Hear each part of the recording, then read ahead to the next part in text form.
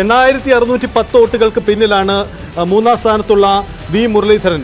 ആ ചെറുത് ഇപ്പോൾ വീണ്ടും ആ വോട്ടുകളുടെ വ്യത്യാസം ഇനിയും കുറഞ്ഞു വരുമോ? അങ്ങനെയെങ്കിൽ നേർത്ത ഒരു അകലം മാത്രം 2-3 സ്ഥാനക്കാർ തമ്മിൽ ഉണ്ടാകുമോ? അങ്ങനെയെങ്കിൽ അത് BJPയുടെ സാധ്യതകളിലേക്ക് വഴിമാറുമോ? അങ്ങനെ പല ചോദ്യങ്ങളും ഇപ്പോഴും അവശേഷിക്കുന്നുണ്ട്. എന്തായാലും 15974 തിരുവനന്തപുരത്ത് ശശി തരൂരിന്റെ ഭൂരിപക്ഷം.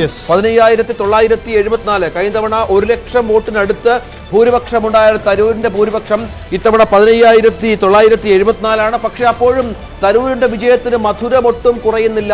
ഒരുപാട് പ്രചരണങ്ങളെ അതിജീവിച്ച് പാർട്ടിയിലെ എതിർപ്പ് പോലും അതിജീവിച്ചുള്ള ഒരു വിജയമാണ് ശശി തരൂരിന് സംഭവിച്ചിരിക്കുന്നത്. 15974 4ാം തവണയും തരൂർ അനന്തപുരിയുടെ തലസ്ഥാനത്തിന്റെ MP ആകുന്നു. അതാണ് സാഹചര്യം. എന്തായാലും സംസ്ഥാനത്തിന്റെ പൊതുചിത്രത്തിൽ എല്ലാ പ്രധാനപ്പെട്ട UDF സ്ഥാനാർത്ഥികളുടെ എല്ലാം വമ്പൻ വിജയങ്ങളാണ്. 2 ലക്ഷവും 2.5 ലക്ഷവും 1 ലക്ഷവും 1.5 ലക്ഷവും അങ്ങനെയുള്ള വലിയ കണക്കുകൾ അവകാശപ്പെടാൻ എല്ലാവർക്കുമുണ്ട്.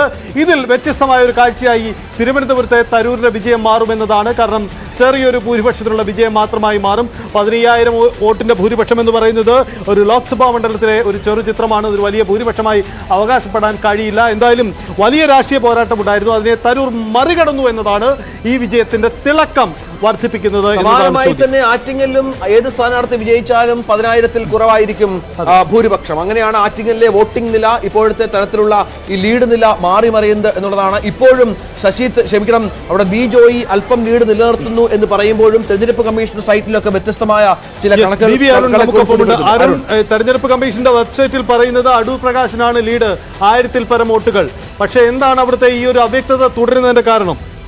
സൈറ്റ് അവ്യക്തതയല്ല, നേരത്തെ തെരഞ്ഞെടുപ്പ് കമ്മീഷൻ സൈറ്റിൽ പറയുന്ന കുറച്ച് സമയം മുമ്പുള്ള കണക്കാണ്. ഇപ്പോൾ ഇവിടെ ആകെ ഈ മീഡിയ സെന്ററിൽ അപ്ഡേറ്റ് ചെയ്യുന്ന കണക്കനുസരിച്ച് തെരഞ്ഞെടുപ്പ് കമ്മീഷന്റെ മീഡിയ ഡാഷ്ബോർഡിൽ വരുന്ന കണക്ക് 2,88,826 വോട്ടായി കഴിഞ്ഞു. അഡ്വക്കേറ്റ് ബി ജോയിക്ക്. അടൂർ പ്രകാശ് 2,84,509 വോട്ടും ആയിട്ടുണ്ട്. അങ്ങനെ നോക്കുമ്പോൾ ഇതാണ് കുറച്ചുകൂടി മാത്രമല്ല ഈ കണക്ക് നോക്കുമ്പോൾ 1.25 ലക്ഷത്തോളം വോട്ടുകൾ അവിടെ എണ്ണാനുണ്ട് എന്നതുകൂടി നമ്മൾ ഈ സമയത്ത് വായിക്കേണ്ടത്. 1.25 ലക്ഷം കണക്കാണോ അരുൺ? ഇവിടെ നിന്ന് നമുക്ക് കണക്കൂട്ടി എടുക്കാവുന്ന വിവരം വെച്ച് നോക്കുമ്പോഴാണ് പറയുന്നത് 1.25 ലക്ഷത്തിലധികം വോട്ടുകൾ എണ്ണാനുണ്ട്. ഒന്നുകിൽ വോട്ടെണ്ണൽ അവിടെ വളരെ മന്ദഗതിയിലാണ്, അല്ലെങ്കിൽ ഇവിടെ അപ്ഡേഷൻ വൈകുകയാണ്. അതാണ് സാഹചര്യം. എന്തായാലും ആറ്റിങ്ങൾ ഇന്ന് രാത്രി വരെ നീളും അവിടുത്തെ കൃത്യമായ ഒരു ഫലം പുറത്തു വരാനുള്ള കാര്യത്തിൽ വ്യക്തതയുണ്ട്. കാരണം ഈ തരത്തിലേക്ക് റിസൾട്ട് ഭൂരിപക്ഷം ലീഡ് നിലയൊക്കെ മാറി മറിയുന്നു എന്നതാണ് ചിത്രം. എന്തായാലും ആറ്റിങ്ങൾക്ക് വേണ്ടി നമുക്ക് കാത്തിരിക്കാം. അപ്ഡേഷൻസുകൾ വേഗത്തിൽ നമുക്ക് പരിശോധിക്കാം.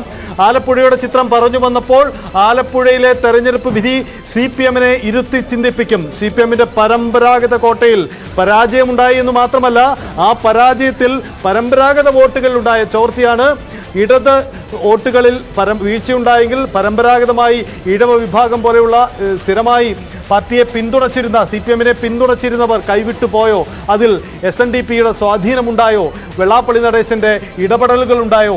ശോഭാ സുരേന്ദ്രനും BJP-യും ആ ഇടങ്ങളിലേക്ക് കടന്നു കയറിയോ? അങ്ങനെ നിരവധി ചോദ്യങ്ങൾ ഉരുത്തിരിഞ്ഞു വരുന്നു. AM ആരിഫ് തന്നെ അത് പരിശോധനയ്ക്ക് വിധേയമാക്കണമെന്ന് ആവശ്യപ്പെട്ടും കഴിഞ്ഞു. സ്വാഭാവികമായും അത് ചർച്ചകൾക്ക് വിധേയമാവും. തീർച്ചയായും അതുതന്നെയാണ്. ആലപ്പുഴ പോലെയുള്ളൊരു മണ്ഡലത്തിൽ LDF-ന്റെ അപ്രമാദിത്വമുള്ളൊരു സ്ഥലത്താണ് ഇങ്ങനെ ഒരു പരാജയം അവർക്ക് സംഭവിക്കുന്നത്. KC വേണുഗോപാലിനാണ് പരാജയമെങ്കിൽ പോലും BJP അവിടെ പിടിച്ച വോട്ടുകൾ സ്വാഭാവികമായും ചർച്ചയാകും.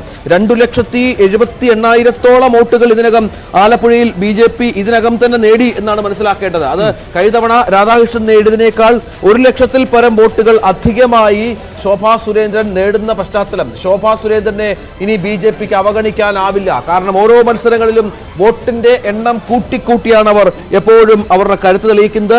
ആലപ്പുഴയിൽ വലിയ ഓളമുണ്ടാക്കിയ സ്ഥാനാർത്ഥി കൂടിയായിരുന്നു നമുക്കറിയാം ശോഭാ സുരേന്ദ്രൻ. ഇത്തവണയും 1 ലക്ഷത്തോളം വോട്ടുകൾ, കഴിഞ്ഞ തെരഞ്ഞെടുപ്പിനേക്കാൾ 1 ലക്ഷം വോട്ടുകൾ ഇതുവരെ പൂർണ്ണമായി വോട്ടെണ്ണൽ പൂർത്തിയായിട്ടില്ല. ഇതുവരെ അധികമായി ശോഭ നേടിക്കഴിഞ്ഞു. ഞാൻ നേരത്തെ പരാമർശിച്ച ആലത്തൂരിന്റെ കണക്ക് നമുക്ക് പരിശോധിക്കാം. ആലത്തൂർ തെരഞ്ഞെടുപ്പ് കമ്മീഷന്റെ കണക്കുകളെ തന്നെ നമുക്ക് ഉദാഹരിക്കുമ്പോൾ അവിടെ ഇടതുപക്ഷത്തിന്റെ ലീഡ് 20,000-ൽ പരമാണ്. പക്ഷേ BJPയുടെ വോട്ടുകൾ നോക്കൂ. BJP അവിടെ സമാഹരിച്ചത് 1,78,000. 2 ലക്ഷത്തിനും അപ്പുറത്തേക്ക് അത് ഉയരുമെന്ന് ഉറപ്പാണ്. അത്തരം വോട്ടുകൾ അവിടെ സമാഹരിച്ചു എന്ന് പറയുമ്പോൾ ഇത്തവണ ആലത്തൂർ എന്ന മണ്ഡലത്തിൽ പൊതുവിൽ BJPക്ക് ഒരു സാധ്യതയും കൽപ്പിക്കാത്ത മണ്ഡലത്തിൽ BJPയുടെ ഒരു കടന്നുകയറ്റം ഉണ്ടായിട്ടുണ്ട്. നമുക്കറിയാം പ്രധാനമന്ത്രിയുടെ നേരിട്ടുള്ള ഇടപെടലും സ്ഥാനാർത്ഥി നിർണയവും പ്രൊഫസർ TN സരസു അവിടെ സ്ഥാനാർത്ഥിയായി വന്നതുമൊക്കെ വലിയ ചർച്ചയായതാണ്. പക്ഷേ ആ രാഷ്ട്രീയ നീക്കങ്ങൾ അവിടെ ഗുണപ്പെട്ടു എന്നതാണ്. അവിടെ ഒരു പക്ഷേ ഇടതു സ്ഥാനാർത്ഥിയുടെ ഭൂരിപക്ഷം കുറഞ്ഞതിനോ അല്ലെങ്കിൽ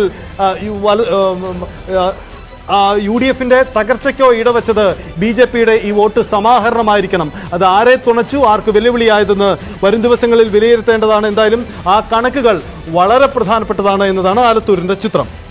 അതാണ് പ്രധാനപ്പെട്ട കാര്യം. ആലത്തൂരിൽ പിടിച്ച BJP പിടിച്ച ഏതായാലും സൈത്ത് ഒരു പ്രധാനപ്പെട്ട കാര്യമുള്ളത് എന്തായാലും BJPയുടെ വോട്ട് ഷെയർ വലിയ തോതിൽ സംസ്ഥാനത്ത് വർദ്ധിച്ചു എന്നുള്ളതാണ്. ഈ തെരഞ്ഞെടുപ്പുമായി ബന്ധപ്പെട്ട ഒരു സീറ്റ് പിടിക്കുന്നു, അതിനൊപ്പം വോട്ട് ഷെയറുമായി ബന്ധപ്പെട്ട് വലിയ വർധനവ് BJPയുടെ ഭാഗത്തുനിന്നുണ്ടാകുന്നു. BJP സംസ്ഥാന നേതൃത്വത്തിന് ഒരുപക്ഷെ പറഞ്ഞു നിൽക്കാനുള്ള ചില നല്ല കാര്യങ്ങൾ കൂടി അവരെ സംബന്ധിച്ചിടത്തോളം ഇവിടെ സംഭവിക്കുന്നു എന്നത് പ്രധാനപ്പെട്ട കാര്യമാണ്. പ്രതിപക്ഷ നേതാവ് മാധ്യമങ്ങളെ കാണുന്നുണ്ട്. 3:30 മണിക്ക് സുരേന്ദ്രനും മാധ്യമങ്ങളെ കാണും എന്ന് അറിയിച്ചിട്ടുണ്ട്.